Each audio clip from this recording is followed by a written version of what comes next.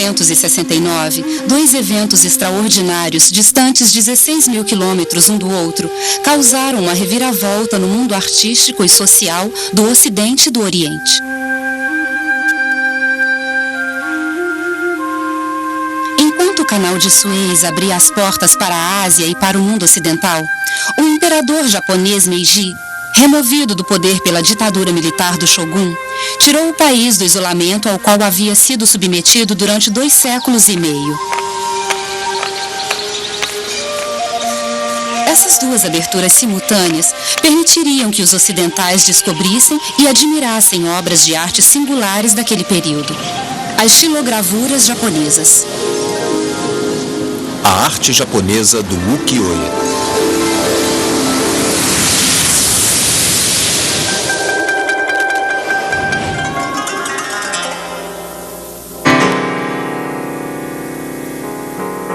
Vincent van Gogh, um dos maiores gênios da pintura moderna ocidental, entendeu a profundidade do conceito artístico japonês.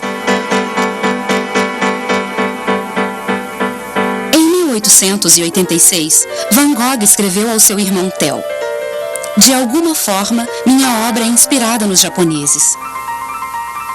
A arte japonesa, em declínio no próprio país, também criou raízes entre os impressionistas franceses.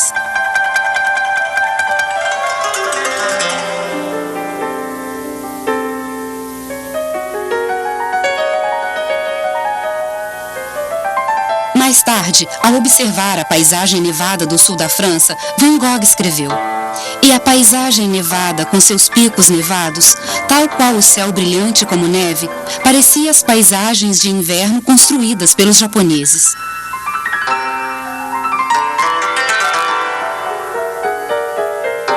Anos mais cedo, no Japão, outro gênio criava essa gravura colorida.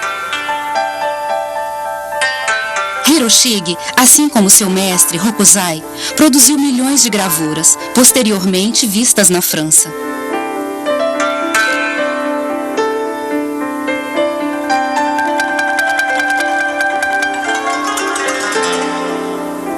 A gravura japonesa, uma arte nova, influenciou grandes artistas revolucionários, desde Van Gogh até os impressionistas.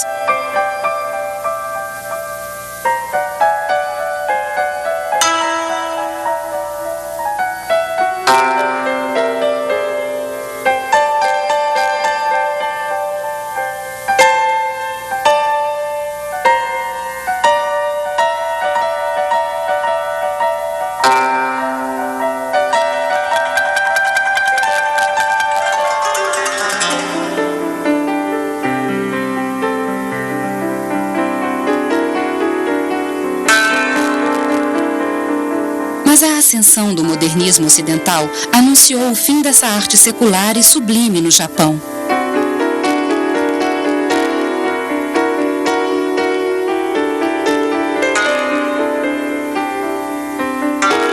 Sem terem tido contato, sem nem mesmo saber da existência uns dos outros, os criadores das gravuras japonesas e os pintores vanguardistas franceses do século XIX compartilhavam as mesmas aspirações artísticas. Em reação à arte oficial e pomposa da pintura acadêmica durante o Segundo Império na França, um grupo de jovens artistas adeptos da liberdade de expressão e inclinados à natureza e ao realismo humano, criaram um movimento artístico inovador: o impressionismo. Eles se recusaram a adotar as regras e os códigos rigorosos impostos a quem desejava seguir carreira na pintura tradicional. A imitação de obras grandiloquentes da antiguidade não lhes interessava. Eles odiavam os imensos quadros mitológicos cujos temas se distanciavam muito das preocupações do cotidiano moderno. Eles queriam pintar e expressar a beleza natural e simples dos espaços e das pessoas ao seu redor.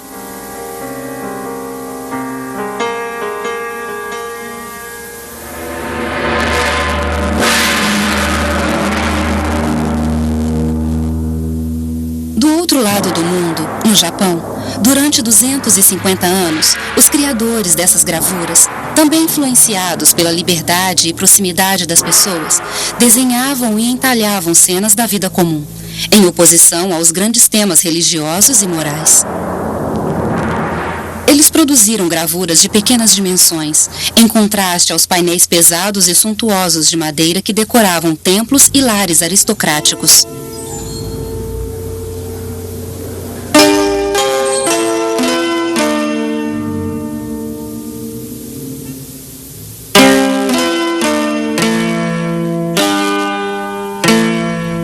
Em resposta a essas pinturas vastas, escuras e carregadas, os artistas alternativos da Europa e do Japão criaram formatos coloridos e acessíveis a todos.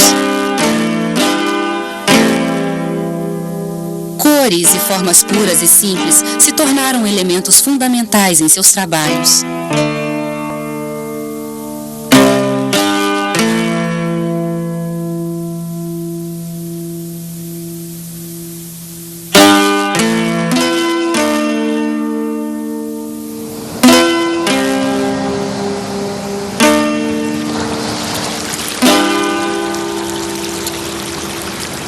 Graças às magníficas paisagens japonesas de Hiroshige e Hokusai, os pintores franceses puderam encontrar novas fontes de inspiração. Flores, árvores e a extravagância da natureza se tornaram temas da nova pintura, especialmente entre os impressionistas.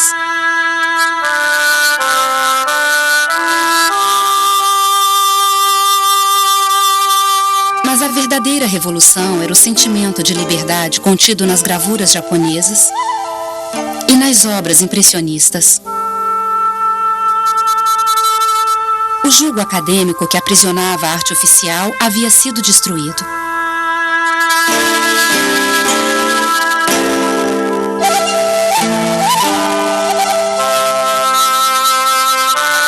Eles tinham as mesmas preocupações humanas e artísticas.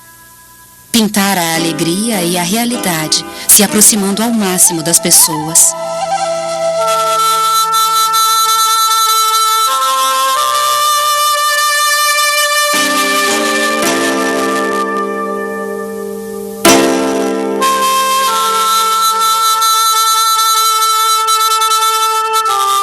Os jovens pintores franceses, em busca de liberdade artística, encontraram nos artistas japoneses um reflexo de seus próprios anseios.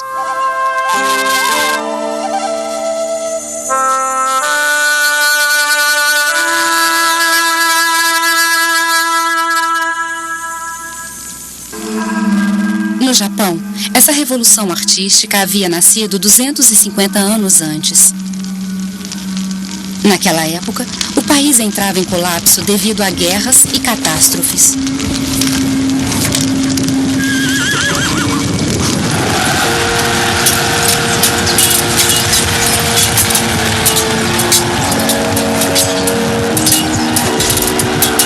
Enfrentando a fome, grandes incêndios e a implacável ditadura do Shogun Tokugawa, o povo encontrou refúgio na diversão e no ócio.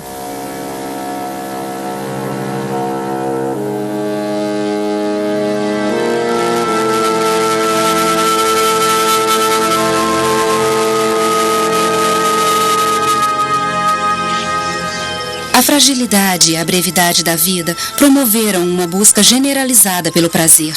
A população se entregou à moda, às festividades e aos deleites efêmeros. Uma espécie de dolce vita ao estilo japonês. O povo precisava de momentos de descontração para encarar o sofrimento que o oprimia. A sensualidade, naturalmente, desempenhou seu papel. O amor e os prazeres eróticos, a contemplação da natureza, alegrias simples e infantis. O entretenimento cultural, o teatro, a música e a dança conduziram o surgimento de um singular movimento artístico e social. O ukiyo, o mundo flutuante, que tem nas gravuras japonesas seu exemplo mais esplendoroso.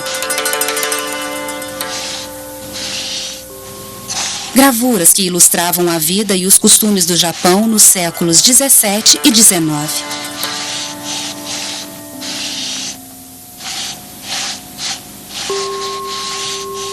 Seu nome era Ukiyo-e, que significa Imagens do Mundo Flutuante.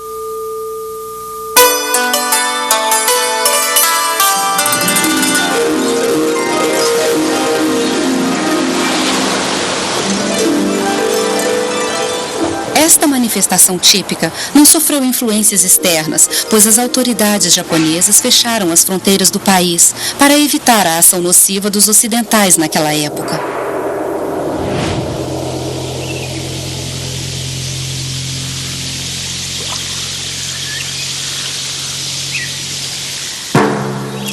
Em 1542, 50 anos após Cristóvão Colombo ter descoberto a América e 300 anos após a fantástica viagem de Marco Polo, um navio português enfrentou uma tempestade terrível e encalhou na costa japonesa. Era o primeiro contato entre o Japão e o Ocidente.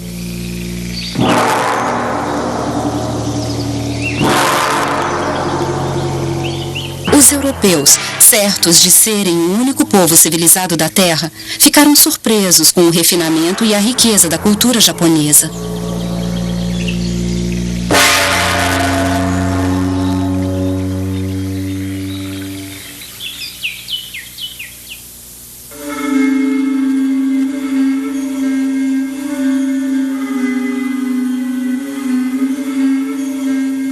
Havia uma grande potência central no Extremo Oriente, e sim diversas pequenas províncias que viviam guerreando entre si, os comerciantes portugueses conquistaram gradualmente a confiança dos governantes locais, criando um invejável império comercial.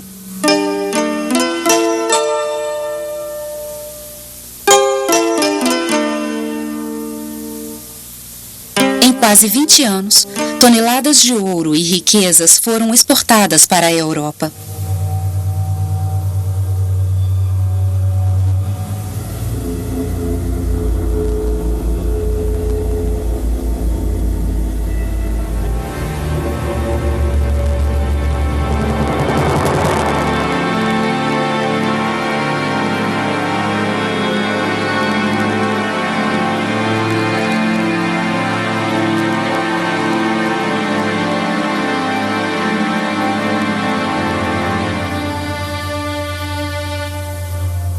Mas a feroz concorrência entre os países daria um fim às relações entre Japão e Europa.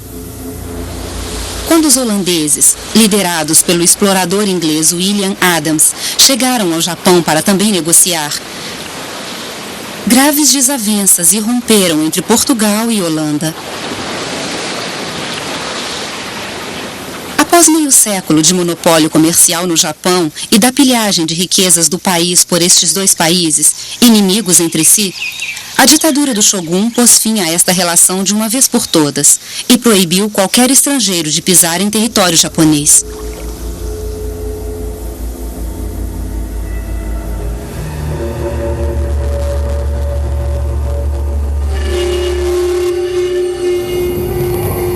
Por sua vez, os japoneses não tinham liberdade para deixar o país natal. E uma cortina de ferro impenetrável passou a cercar a terra do sol nascente, impedindo qualquer contato com o exterior.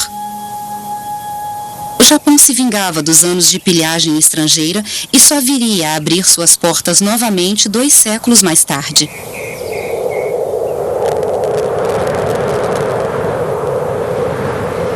Foi nessa época, no fim do século XVI, um país dividido por constantes guerras civis e senhores feudais, que o shogunato empreendeu a unificação japonesa.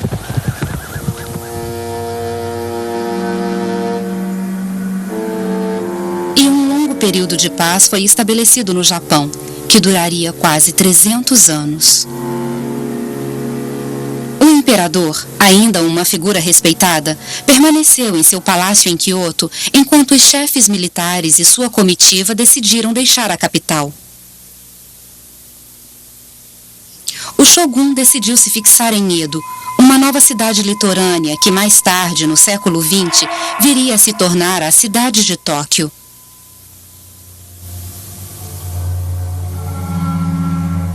Obrigando seus vassalos, os daimyo, assim como toda a sua corte, a se instalar em Edo, o shogun atraiu um grande número de artesãos e comerciantes para a nova capital. Trabalhadores, artesãos e artistas chegaram em massa, pois havia emprego. Edo enriqueceu e se desenvolveu a tal ponto que em meio século já possuía 500.000 de habitantes.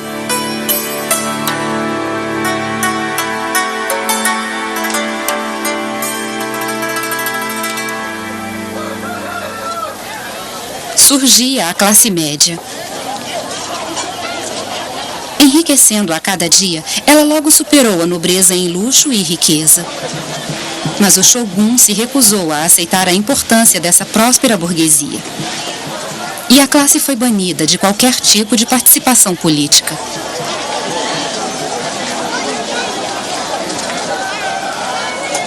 Os novos ricos não tinham outra opção senão gastar livremente seu dinheiro com toda espécie de divertimento. O lazer e a busca pelo prazer passaram a ganhar mais destaque nos costumes locais.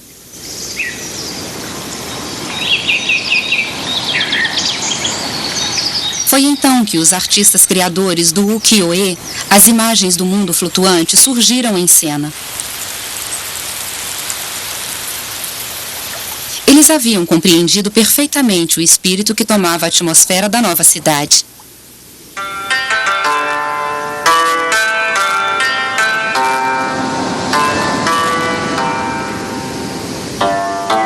As pessoas e a vida rotineira se tornaram o foco dos pintores. Eles agora estavam a serviço dos compatriotas com quem compartilhavam a vida. Em sua arte, personagens trabalham no campo ou nos barcos.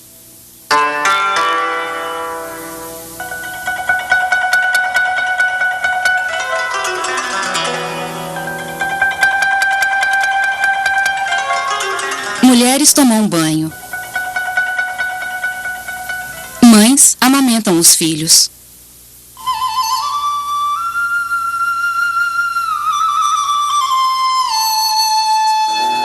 As mulheres às vezes aparecem seminuas em situações bastante naturais.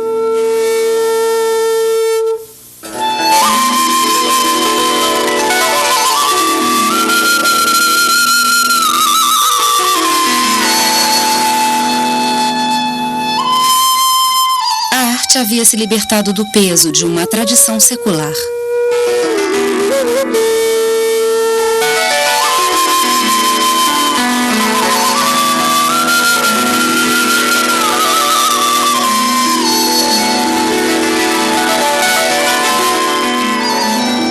Imagens de uma vida descontraída associada aos prazeres efêmeros refletiam o estilo de vida burguês de Edo.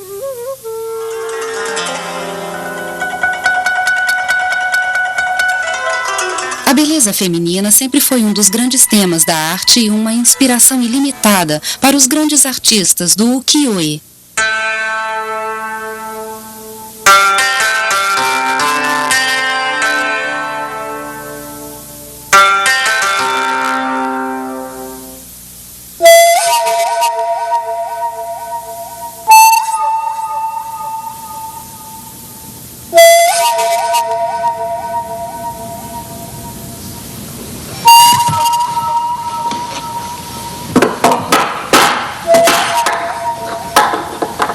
Para atingir o máximo de pessoas e reduzir o preço das obras de arte, os artistas do mundo flutuante usavam a técnica de impressão com a madeira entalhada, a xilografia.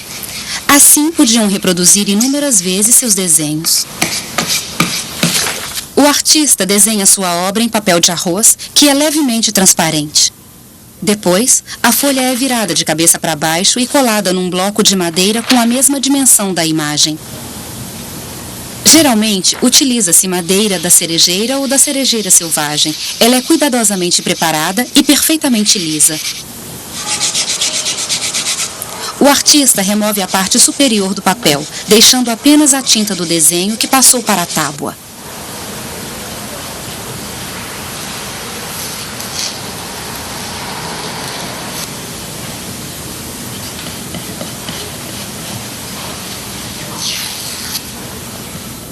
O gravurista então começa seu trabalho raspando os pedaços de madeira que ficaram brancos durante a impressão.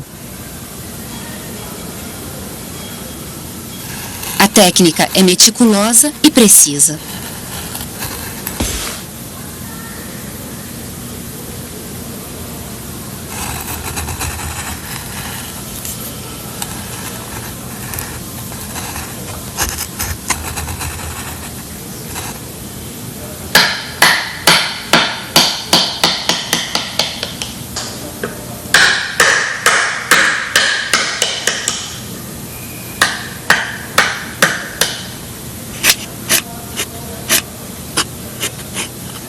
É a precisão do corte que proporciona a delicadeza dos traços.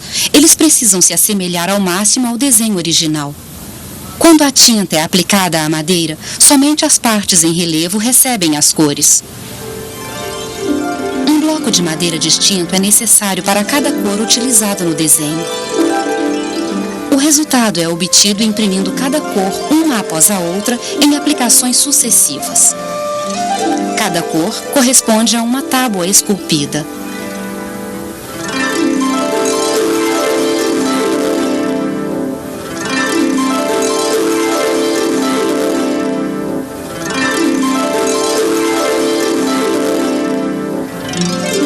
Marcações muito precisas do ponto de união de cada tábua permitem que o gravurista atinja um resultado perfeito. Finalmente, após completadas todas as etapas e o papel ter recebido as cores sucessivamente, a gravura estará pronta. Repete-se o procedimento de acordo com a quantidade desejada de reproduções do original. Assim, a impressão ukiyo-e japonesa pode ser considerada uma obra singular cada vez que é realizada.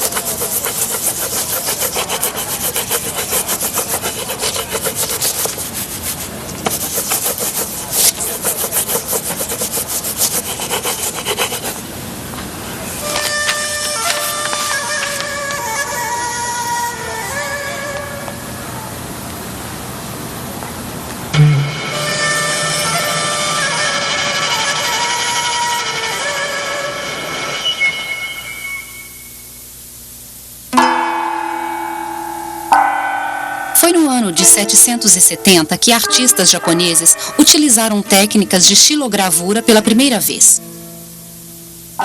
Na época, foram apenas criadas impressões monocromáticas com temas budistas importados dos chineses, que já conheciam a xilogravura havia mais de um século.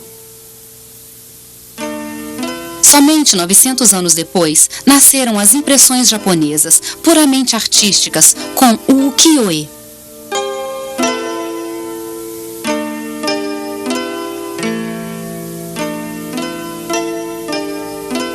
É interessante saber que na Europa, durante o século XV, Albrecht Dürer, um dos grandes gênios da Renascença, imprimia obras-primas com a mesma técnica.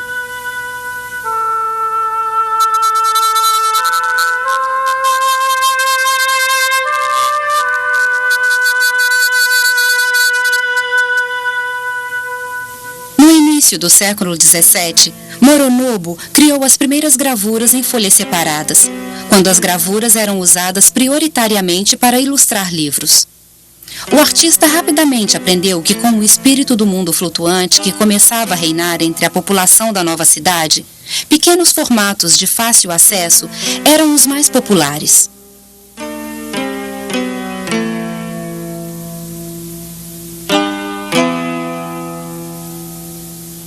O número de apreciadores e compradores desse novo tipo de imagem crescia a cada dia.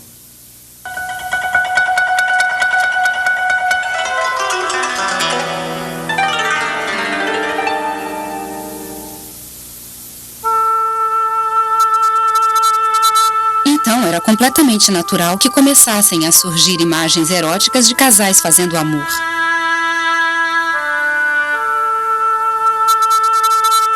Estampas eróticas eram as mais requisitadas pelo público. Elas se chamavam chunga, imagens da primavera, ou makurae, imagens de travesseiro. Mais tarde, elas seriam chamadas riga, imagens secretas.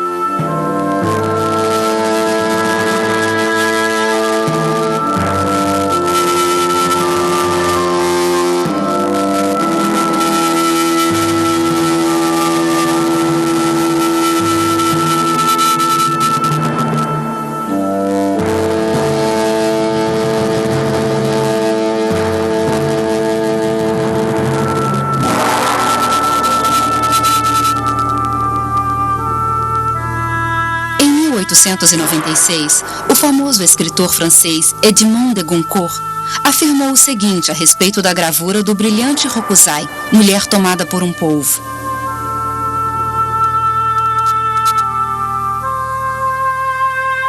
É num desses álbuns que encontramos essa ilustração aterrorizante. Na rocha esverdeada por algas, vemos o corpo desnudo de uma mulher desfalecendo de desejo. Não sabemos se ela se afogou ou ainda está viva, tendo sido sugada no baixo abdômen por um polvo imenso. Com olhos amedrontadores em forma de crescentes negros, enquanto um polvo pequeno devora ansiosamente sua boca.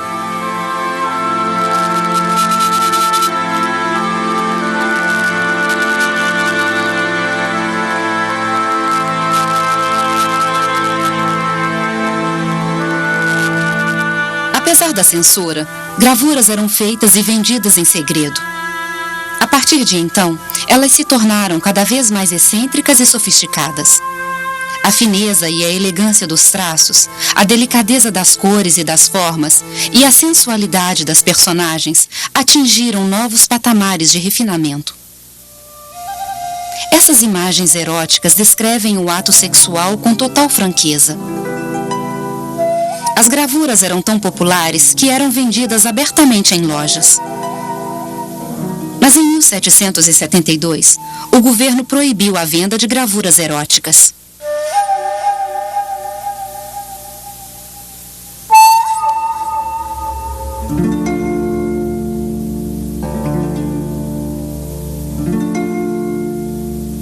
Como o órgão sexual possui, dentre outras coisas, uma função simbólica, ele é representado em proporções descomunais.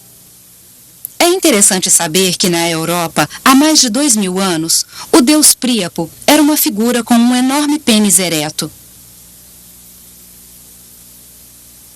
Filho de Afrodite, a deusa do amor, e de Dionísio, o deus do vinho e da arte, Príapo era o deus da fertilidade.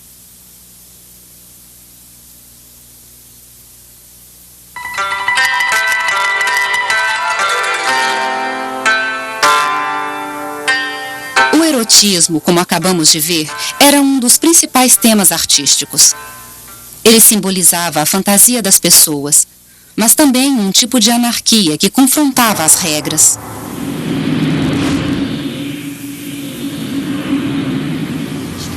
Foi com esse mesmo espírito, novamente em reação aos antigos valores morais, que surgiu o teatro kabuki. Enquanto o teatro no, sério e carregado, tinha a intenção de entreter a corte imperial e a aristocracia, difamando as pessoas comuns, o kabuki atraía o público escolhendo temas acessíveis.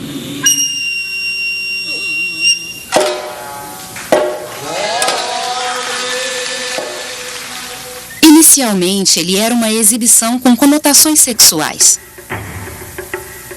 Mas então, o kabuki se tornou uma arte dramática que misturava diversos estilos teatrais, combinando teatro clássico com dança, folclore, temas religiosos, a grande tradição guerreira e shows de marionetes.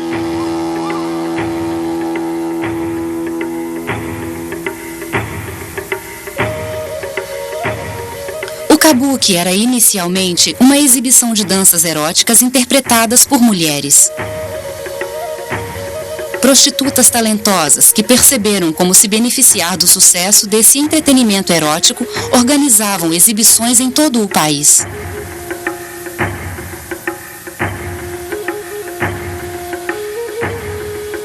O público, em sua maioria homens, era atraído por esse entretenimento erótico e aumentava a cada dia. Alguns mais esquentados brigavam entre si na tentativa de ficar com as moças. As autoridades então decidiram proibir mulheres de atuarem e as substituíram por garotos adolescentes. Infelizmente, a medida não freou a excitação do público e os jovens garotos, por sua vez, se tornaram prostitutos.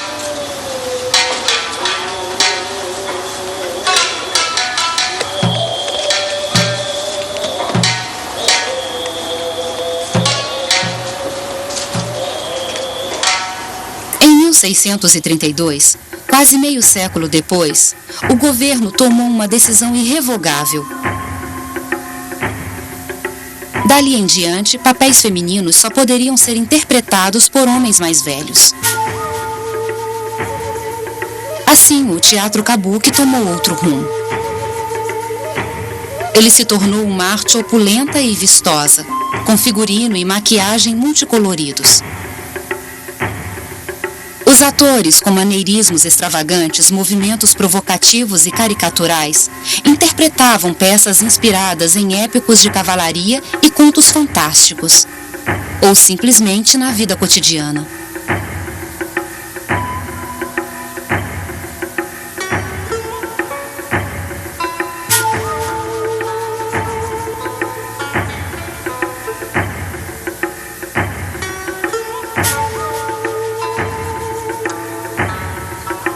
Esses excepcionais atores, que interpretavam papéis femininos transformando o corpo com pó de arroz, batom vermelho, perucas, olhos redesenhados, roupas, gestuais femininos e inclusive alterando a voz, tinham tanto carisma que os artistas também sucumbiram ao charme deles.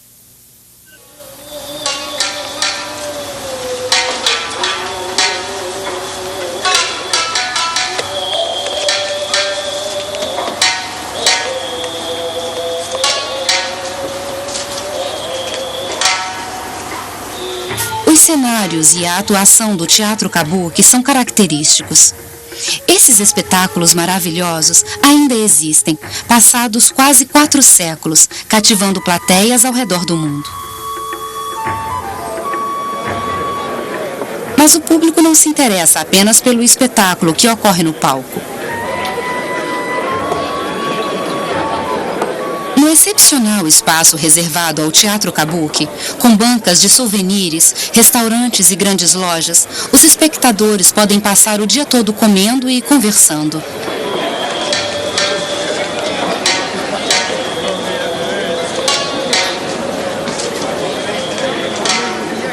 A atmosfera na sala é geralmente bem intensa e brigas são uma constante.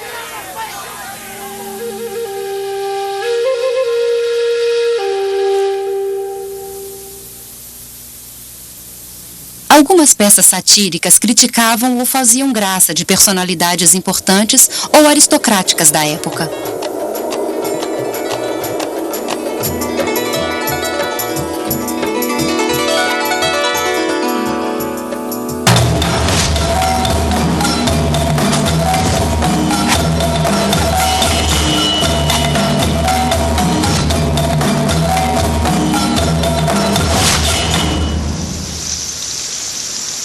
Foi ali, em meio ao bambuzal, que surgiram as estufas onde viviam as cortesãs. Era lógico que não muito longe dos teatros kabuki houvesse zonas de prostituição chamadas Yoshimara.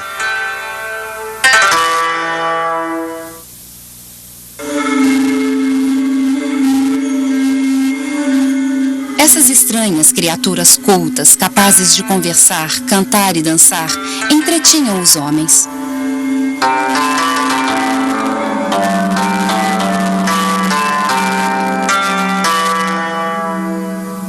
Mais conhecidas como geishas, essas cortesãs não eram prostitutas. Eram mulheres jovens que conquistavam seus clientes pela beleza, elegância e sofisticação. A palavra gay significa arte. E a palavra chá, a pessoa.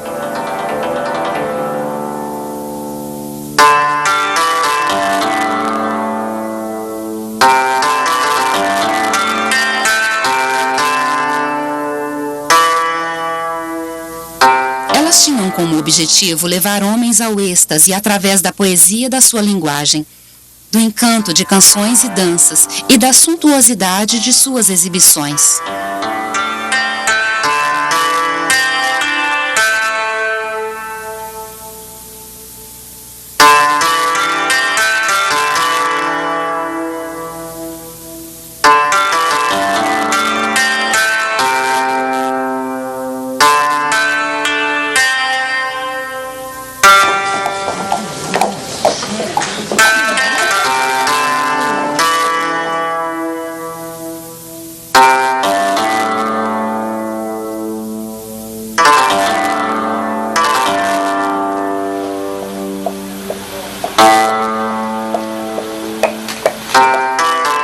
A beleza dessas moças, em princípio intocáveis, também refletia perfeitamente o espírito do mundo flutuante.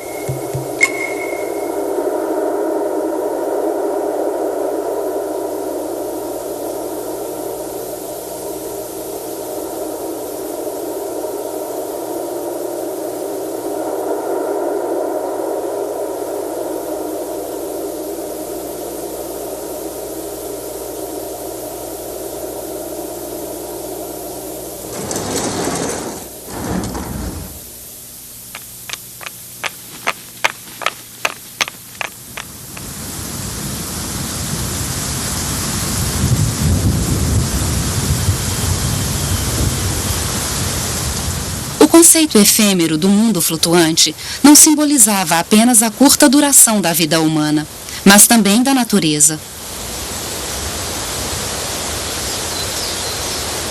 No shintoísmo, a religião mais antiga do Japão, a natureza desempenha um papel importante por estar viva.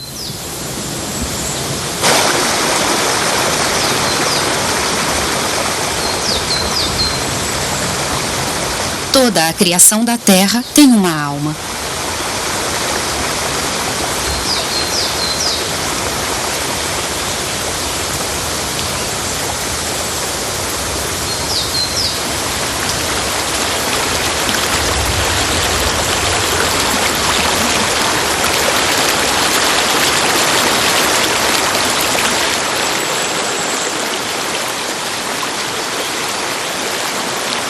O ritmo das estações chega e parte, assim como todas as criaturas da Terra. A grande harmonia entre homem e natureza nesse mundo flutuante contemplado pelos artistas.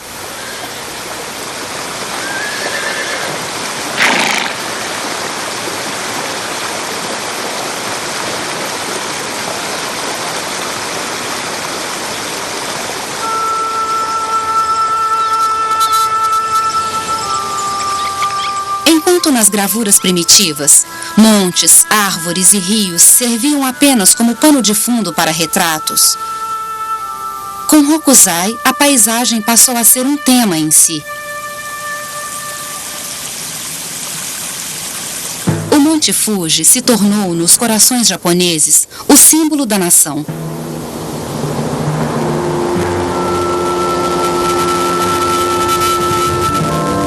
Eles veneram esse vulcão majestoso que expeliu sua ira pela última vez em 1707. A capital Edo, a 100 quilômetros de distância, foi coberta por cinzas.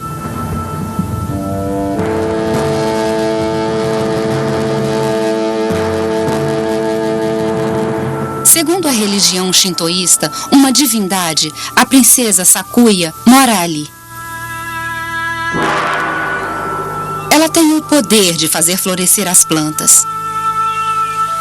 Então, para evitar seu ciúme, as mulheres foram proibidas de subir o Monte Fuji até o fim da Era Edo, em 1872.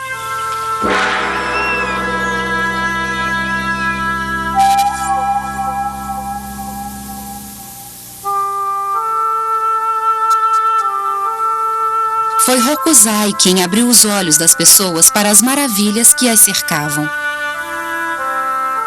Se esse pintor louco e velho transformou paisagens em temas ao dar vida a elas, seu filho espiritual Hiroshige transformou-as em poesia.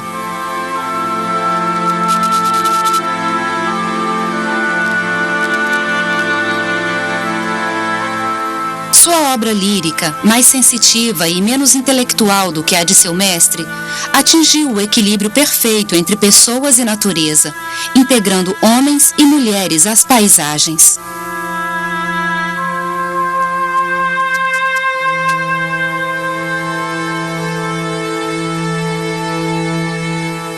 Provavelmente, graças a essas obras-primas, os japoneses têm tanta paixão pela natureza que os cerca.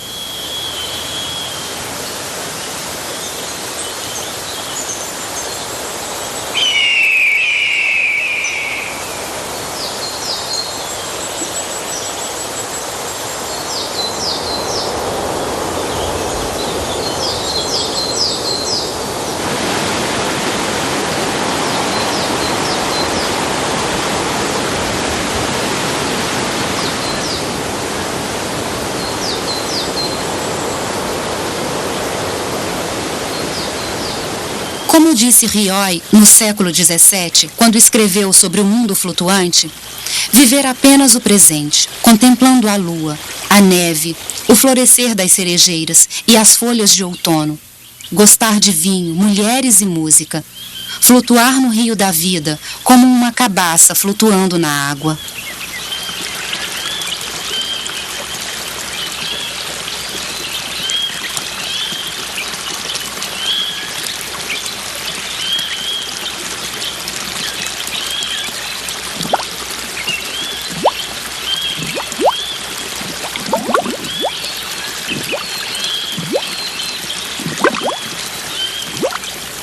Foi nessa mesma época que as irezumi, tradicionais tatuagens japonesas, surgiram pela primeira vez.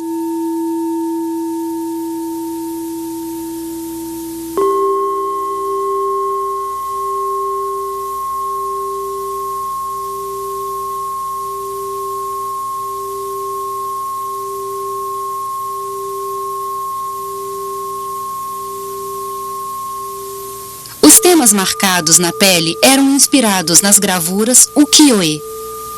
Os tatuadores eram antigos gravuristas e desenhistas de gravuras.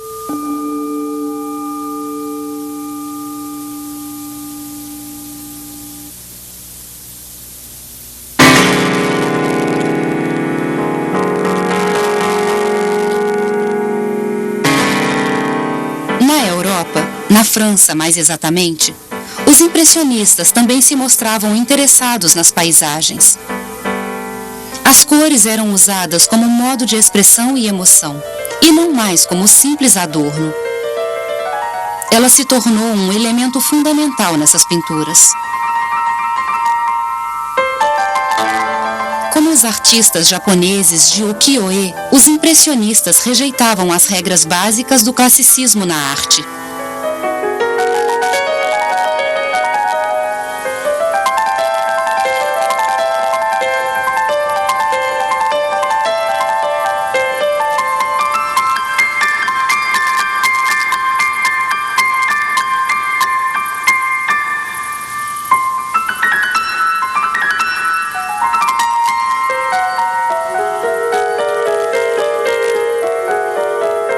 Tudo isso abriu espaço para cores vivas e uniformes. Ou temas livres, sem tabus e próximos às pessoas, como haviam feito os artistas japoneses dos séculos anteriores.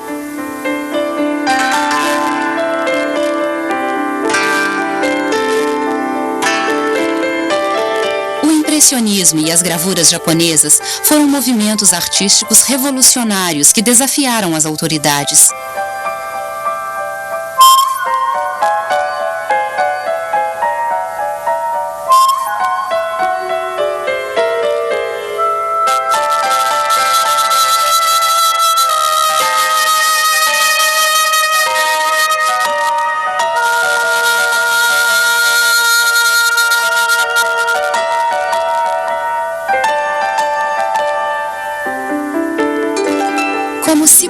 coincidência, quando o Ocidente começou a admirar as gravuras japonesas, a França viveu seus anos de felicidade, descontração e joie de vivre.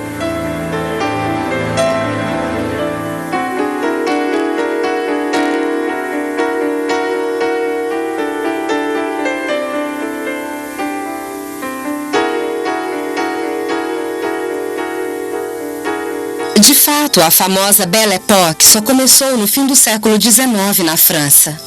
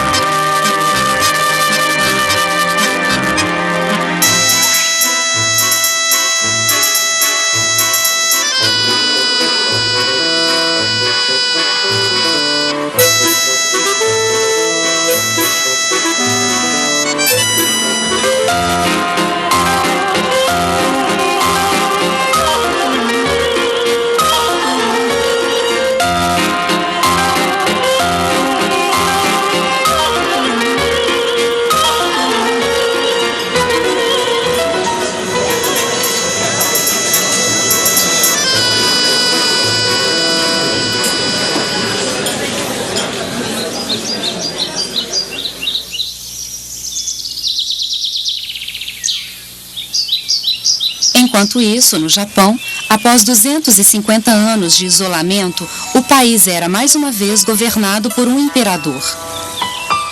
A era Meiji pôs fim ao mundo flutuante e seus prazeres efêmeros, conforme o país se ocidentalizava.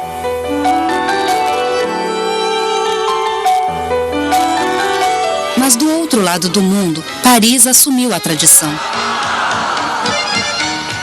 Como uma última homenagem do Ocidente ao Oriente, a França fez prolongar mais um pouco esse período de descontração e felicidade.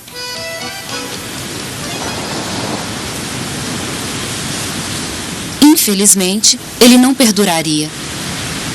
25 anos depois, a barbárie humana pôs fim a esse entusiasmo criativo. E o mundo mergulhou na Primeira Guerra Mundial.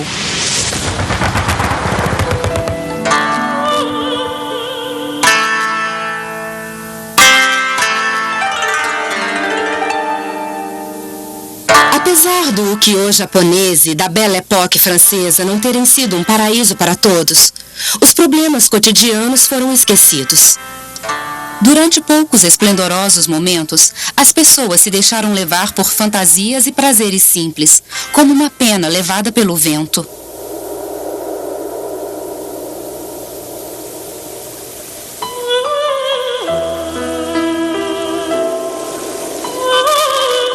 Hoje, as gravuras japonesas, como as pinturas de Van Gogh e dos impressionistas, se tornaram grandes clássicos e fazem parte da herança artística mundial.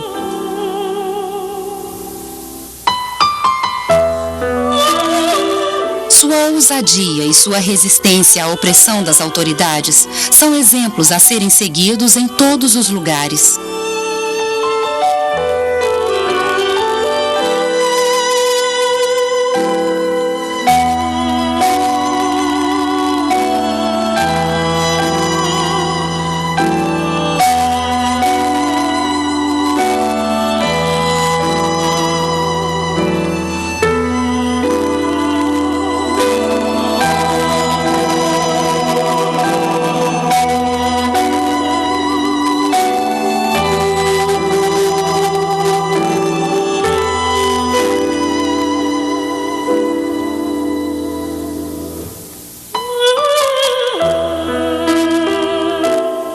Versão brasileira, Bravo Studios. Distribuição, Sinapse.